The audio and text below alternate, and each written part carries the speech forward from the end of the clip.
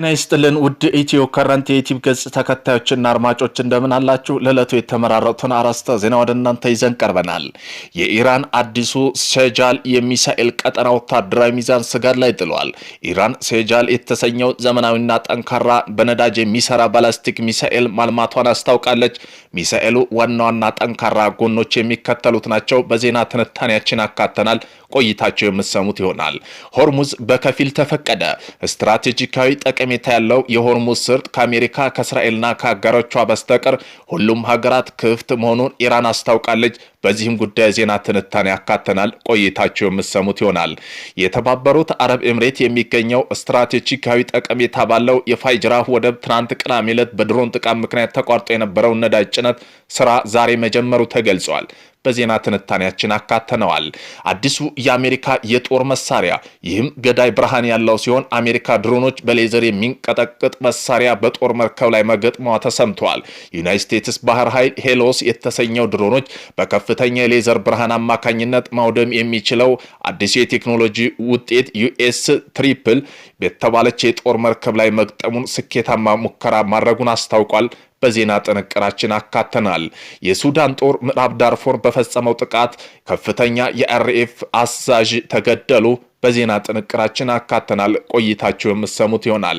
የኢራን አብዮታዊ ዘብ IRGC ፋታህ የተሰኘው ሃይፐርሶኒክ ሚሳኤልና ድሮን በመጠቀም በቀጠናው የሚገኘው የአሜሪካና የእስራኤል ኢላማ ላይ አዲስ ጥቃት ማዕከል መክፈቱን አስታውቋል። በዜና ትንታኔያችን አካተናል። ባህር ሰላጤው ሀገራት ከኢራን በኩል ሌሊቱን ተጨማሪ ጥቃት እንደተፈጸመባቸው አሳውቀዋል። የዱባይ ዓለም አቀፍ አውሮፕላን ማረፊያ ጥቃት ከተሰነዘረባቸው መካከል አንዱ ነው። አሁንም እንደቀጠለ ነው። የዜና ትንታኔያችን አካተነዋል። እኔ ያልሞትኩም አለሁ የሚሉት የእስራኤሉ ፕሬዝዳንት ቤንያሚን ኔታንያሁ በዚህም ጉዳይ ዜና ትንታኔያችን አካተናል። ሙተዋል፣ ተጎድቷል የሚለው በምን ምክንያት ነው የሚለውም የዜና ጥንቅራችን አካቶታል። የኢራኑ መንፈሳዊ መሪ አያቶላህ ሙተጃቢን ካሚኔ ለሕክምና በሚስጥር ወደ ሞስኮ ሂደዋል የሚለው ወሬ ተሰምቷል። የዜና ጥንቅራችን አካተናል። ቆይታችሁ ትሰሙታላችሁ። እነዚህን የመሳሰሉ አርዕስተ ዜና ወደ እናንተ ይዘን ቀርበናል። ቤተሰብ ለመሆን ላይክ፣ ሼር፣ ሰብስክራይብ ማድረግዎን እንዳይረሱ። ወደ መጀመሪያ ዜና ትንታኔያችን ስናልፍ የኢራን አዲሱ ሴጃል ሚሳኤል የቀጠናው ወታደራዊ ሚዛን ስጋት ላይ ጥሏል። ኢራን ሴጃል የተሰኘው ዘመናዊና በጠንካራ ነዳጅ የሚሰራው ባላስቲክ ሚሳኤል ማልማቷን አስታውቃለች። ሚሳኤሉ ዋና ጠንካራው ጎኖች የሚከተሉት ናቸው። ይህ ጠንካራ ነዳጅ ቴክኖሎጂ ሚሳኤል በደቂቃዎች ውስጥ ለተኩስ ዝግጁ እንደሆነ ያስችለዋል። በተንቀሳቃሽ ተሽከርካሪዎች የሚጫን በመሆኑ በጠላት ራዳር በቀላሉ አይታወቅም። ይህ ቴክኖሎጂ ኢራን የማጥቃት አቅሟን በማሳደግ የቀጠናው ወታደራዊ ሚዛን እንደሚቀይረው ተነግረዋል። በመሆኑም የኢራን አብዮታዊ ዘበኛ IRGC ፋታህ የተሰኘው ሃይፐርሶኒክ ሚሳኤሎችና ድሮኖች በመጠቀም በቀጠናው በሚገኘው የአሜሪካና የእስራኤል ኢላማ ላይ አዲስ የጥቃት ማዕከል መክፈቱን አስታወቀ። እንደ ዘገባው ከሆነ ጥቃቱ በተባበሩት አረብ ኤምሬት የሚገኘው የአሜሪካ አልፍ ዳፍራ የአየር ኃይል መሰረት ኢላማ ያደረገ ሲሆን 10 የሚያህሉ የፋታና ቃድር ሚሳኤሎች እንዲሁም በቀጣይ ድሮኖች ያካተታ ነበር ተብሏል። በ2023 ይፋ የተደረገው ፋታ ሚሳኤል ከድምፅ ፍጥነት 13 እጥፍ በላይ ሊጓዝ እንደሚችል በአየር ላይ ያለ አቅጣጫ የመቀየር አቅም እንዳለው ኢራን ትገልጻለች። ይህ ሚሳኤል በአየር መከላከያ እንዳይመታ ለማድረግ እጅግ አስቸጋሪ ያደርገዋል። ኢራን ጥቃቱን የአሜሪካና የእስራኤል ወታደራዊ እንቅስቃሴ የሚመራባቸው የእዝ ማዕከላትና መሰረቶች ማውደሟን ገልጻለች። በተባበሩት አረብ ኤምሬት የሚገኘው ስትራቴጂካዊ ጠቀሜታ ባለው በፋይጅራህ ወደብ ትናንት ቅዳሜ ዕለት በድሮን ጥቃት ምክንያት ተቋርጦ የነበረው የነዳጅ ጭነት ስራ መጀመሩን ተገለጸ። ወደቡ ላይ የተጣለው ድሮን በኤምሬት አየር መከላከያ ከተመታ በኋላ ፍንጣሪ ወደ ነዳጅ ማከማቻ ታንከሮች ላይ በማረፉ ከፍተኛ እሳት ተቀስቅሶ ነበር። የወደቡ ስራ ለጊዜው እንዲቆም አስገድዶታል።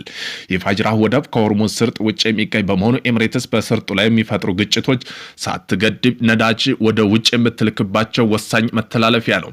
እሳት አደጋ በቁጥጥር ስር ከዋለ በኋላ ዛሬ የነዳጅ ጫኝ መርከቦች ወደ ተርሚናል መድረስ የጀመሩ ሲሆን ነዳጅ ጭነት ስራውን መጀመሩን የብሉምበርግ ዘገባ ያመለክታል። የባህር ሰላጤው ሀገራት ከኢራን በኩል ሌሊቱን ተጨማሪ ጥቃት እንደተፈጸመባቸው አሳወቁ። የዱባይ ዓለም አቀፍ አውሮፕላን ማረፊያ ጥቃት ከተሰነዘረባቸው መካከል አንዱ ነው። አውሮፕላኑ ማረፊያ ላይ በደረሰ የድሮን ጥቃት እሳት ተይዞ የነበረ ሲሆን የከፋ ጉዳት ሳይደርስ በቁጥጥር ስር መዋሉ ተነግረዋል። ኢራን ወደ ተባበሩት አረብ ኤምሬት 2000 የሚጠጉ ሚሳኤሎችና ድሮኖች ተኩሳለች። ኤምሬትስ የመከላከያ ስርዓት አብዛኞቹ ሚሳኤልና ድሮኖች አምክኗል። ሳውዲ አረቢያ ሌሊቱን በርከት ያሉ ኢራን ድሮኖች መምታቷን አስታውቃለች። በተመሳሳይ ኢራቅና ኩዌትም ጥቃት እንደተፈጸመባቸው ተገልጿል። እስራኤልና አሜሪካ በኢራን ላይ የሚፈጽሙት ጥቃት የቀጠሉ ሲሆን በመዲናዋ ቴህራን ከባድ ድብደባ እንደነበር ተገልጿል። በሊባኖስ ዋና ከተማ ቤሩት ከፍተኛ ፍንዳታ ያስከተለው ጥቃት ተፈጽሞ እስራኤል ጥቃቱ የፈጸመችው ከሂዝቦላ መሰረተ ልማት ለማውደም መሆኑን ገልጻለች። በእስራኤል የሰሜን የሂዝቦላ ከደቡብ ደግሞ ኢራን ሚሳኤሎች ይመጣሉ በሚል የአደጋ ጊዜ ደወል መጮኻቸው ተነግረዋል። ኢራን ሆርሙዝን በከፊል ፈቀደች። ስትራቴጂካዊ ጠቀሜታ ያላት ሆርሙዝ ስርጥ ከአሜሪካና እስራኤል አጋሮች ጋር በስተቀር ለሁሉም ሀገር ክፍት መሆናቸው ኢራን አስታውቃለች። ይህ ውሳኔ የዓለም አቀፍ የነዳጅ ንግድ መስመር ላይ ከፍተኛ ስጋት የፈጠረ ሲሆን ኢራን በቀጠናው የሚሰነዘርባት ወታደራዊ ዲፕሎማሲ ጫና ለመመከት የወሰደችው እርምጃ መሆኑን ተመላክቷል። ሰርጡ በቀን በሚሊዮን የሚቆጠር በርሜል ነዳጅ የሚጓጓዝ በመሆኑ ውሳኔው ዓለም የነዳጅ ላይ ተጽዕኖ ሊያሳድር እንደሚችልም ተነግሯል። የሱዳን ጦር ምዕራብ ዳርፎር በፈጸመ የድሮን ጥቃት ከፍተኛ RSF ወይም ፈጥኖ ደራሽ አዛዥ ተገደሉ። የሱዳን ጦር ምዕራብ ዳርፎር ፎርባጋን ከተማ የሚገኘው ወታደራዊ ደንብ ልብስ የለበሱ የተሽከርካሪ ቡድን ላይ በፈጸመው ሰው አልባ አውሮፕላን ድሮን ጥቃት አንድ ከፍተኛ ፈጥኖ ሰራዊት ድጋፍ ሰጭ ኃይል RF አዛዥ የሆኑትና 12 ሌሎች ሰዎች መገደላቸውን አንድ ወታደራዊ ምንጭ ለሱዳን ትሪቢዩን ገልጿል። ጥቃቱ የሱዳን ጦር ላለፉት ሳምንታት RSF ሰፋፊ ቦታ ተቆጣጥሮ የሚገኝበት የዳርፎን ቀጠና ላይ እያካሄደ ያለው ከፍተኛ የአየር ዘመቻ መሆኑን አንድ አካል ነው። ወታደራዊ ምንጮች ለሱዳን ትሪቢዩን እንደገለጹት ድሮን በፎግራ አቅራቢያ የሚንቀሳቀሱ 9 ውጊያ ተሽከርካሪዎች ኢላማ አድርጓል።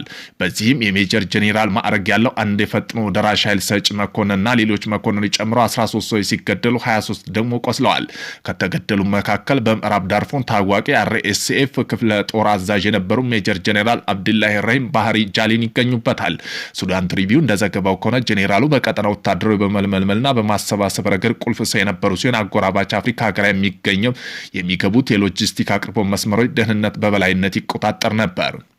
የእስራኤሉ ጠቅላይ ሚኒስትር ቤንጃሚን ኔታንያሁ በታሪክ ለመጀመሪያ ጊዜ ከኢራን ጋር የተያያዙ ውሳኔዎች የደህንነት ጉዳይ የሚመክሩበት ወታደራዊ ክፍል ቤት ስብሰባ ላይ ሳይገኙ ቀርተዋል። ጠቅላይ ሚኒስትሩ በዚህ ደረጃ ላይ ስብሰባ ሲቀሩ የመጀመሪያው መሆኑ ክስተቱ እጅግ ያልተለመደና አስገራሚ አድርጎታል። በወታደራዊ ዋና መስሪያ ቤት በተካሄደው በዚህ ስብሰባ ላይ የመከላከያ ሚኒስትሩ እስራኤል ካትስ በጦር ኃይሉ ጠቅላይ ኤታማዦር ሹምና ከደህንነት ተቋም ከፍተኛ ኃላፊዎች ጋር በመሆን ሁኔታቸውን ግምገማ መርተዋል። በመሆኑም የእስራኤል ጠቅላይ ሚኒስትር ቤንጃሚን ኔታንያሁ ጥቃት ደርሶባቸዋል፣ ሌላም ጉዳይ ደርሶባቸዋል ቢባልም ነገር ግን የእስራኤሉ ጠቅላይ ሚኒስትር ቤንጃሚን ኔታንያሁ እኔ አልሞትኩም አለሁ ብለዋል። የእስራኤሉ ጠቅላይ ሚኒስትሩ በዚህ ከሰሞኑ መጥፋታቸው ተከትሎ በርካታ የመረጃ ምንጮች የጠቅላይ ሚኒስትሩ በኢራን ጥቃት እንደተገደሉ ሲዘገብ የቆየ ቢሆንም ጠቅላይ ሚኒስትሩ ከደቂቃ በፊት አንድ ካፌ ውስጥ ሆነው ቡና እየጠጡ ቪዲዮ እያሰራጩ ሲሆን እኔ ያለው ቡና ወዳለሁ፣ ህዝቤን ወዳለሁ ብለዋል። በአርቲፊሻል ኢንተለጀንስ 6 ጣት ያለው ቪዲዮ መሰራጨቱን ተከትሎ ጣቶች መቁጠር ፈለጋችሁ ይኸው 5 ጣት ነው ያለ ብለዋል። ዛሬ በኢራንና በሂዝቦላ ላይ ከባድ ጥቃት ሰንዝረናል፣ በኢራን ላይ ጥቃቶች አጠናክረን እንቀጥላለን ሲሉም ተናግረዋል። አዲሱ የኢራን መንፈሳዊ መሪ አያቶላህ ሙጃቢን ካሚኒ ለሕክምና በሚስጥር ወደ ሞስኮ ሄደዋል የሚል ወሬ ተሰምተዋል። የኩዌቱ አልጀዚራ ጋዜጣ እንደዘገበው አዲሱ የኢራን መንፈሳዊ መሪ አያቶላህ ሙጃቢን ካሚኒ ለሕክምና በሚስጥር ወደ ሞስኮ ተወስደዋል። ካሚኒም በየካቲት 1 አሜሪካና እስራኤል ጥቃት ደረሰባቸው ሲሆን በኢራን ውስጥ በቀጣይነት ያለ የአየር ድብደባ በመኖሩ አስፈላጊው ሕክምና ለማግኘት አስቸጋሪ ሆኖ ቆይቷል። እንደ ምንጩ ገለጻ ከሆነ የሩሲያው ፕሬዝዳንት ቭላዲሚር ፑቲን ለኢራኑ ፕሬዝዳንት መሱድ ፔዜሽኪያን ባቀረቡት ሀሳብ መሰረት ካሚኒም በሩሲያ ወታደራዊ ፕላን ተወስዶ የቀዶ ሕክምና ተደርጎላቸዋል። በአሁኑ ወቅት በሩሲያ ፕሬዝዳንት ግቢ ውስጥ በሚገኝ የግል ሆስፒታል በማገገም ላይ ይገኛሉ። የኢራን ደህንነት አካላት የመሪውን ቦታ ዶክተሮች በመተካት እንዳይታወቅ በመስጋታቸው ሕክምና ሩሲያ እንዲቀጥል ወስኗል። እስራኤል በበኩሏ ስለ ካሚኒ ሁኔታ መረጃ እንዳላ ብታመላክትም ከኢራን መውጣታቸው በተመለከተ ያረጋገጠችው ነገር ግን የለም። ሩሲያና ቻይና ጥሩ ወታደራዊ ድጋፍ አግኝተናል ስትል ኢራን ገለጸች። ኢራን ከሩሲያና ከቻይና ድጋፍ ማግኘቷን አረጋግጣ ኢራን የውጭ ጉዳይ ሚኒስትር አባስ አራግቺ ከወዳጅ ሀገራት ብዙ አይነት ድጋፍ ተደርጎልናል ሲሉ ተናግረዋል። አጋሮች ከእስራኤልና አሜሪካ በተቃጣብን ጥቃት አስፈላጊ እገዛ አድርገውልናል ብለዋል። አራግቺ ከሩሲያ እና ቻይና ጥሩ ወታደራዊ ድጋፍ አግኝተናል በማለት የድጋፉን አይነት አብራርተዋል። ከነዚህ ሀገራት ከበፊት ጀምሮ የቅርብ የሆነ ትብብር አለን፣ አሁንም ቀጥሏል ሲሉ ተገልጸዋል። ሩሲያና ኢራን በመካከለኛው ምስራቅ ጦርነት ለኢራን ድጋፍ እያደረጉ እንደሆነ ቢገልጹም ከሚኒስትሩ አስተያየት በፊት ማረጋገጫ አልነበረም። ኢራን በአረብ ሀገራት የሚገኘው የአሜሪካ ጦር ሰፈሮች ላይ የፈጸመችው ጥቃት በሩሲያ የጦር አውሮፕላን የታገዘ እንደነበር ተገልጿል።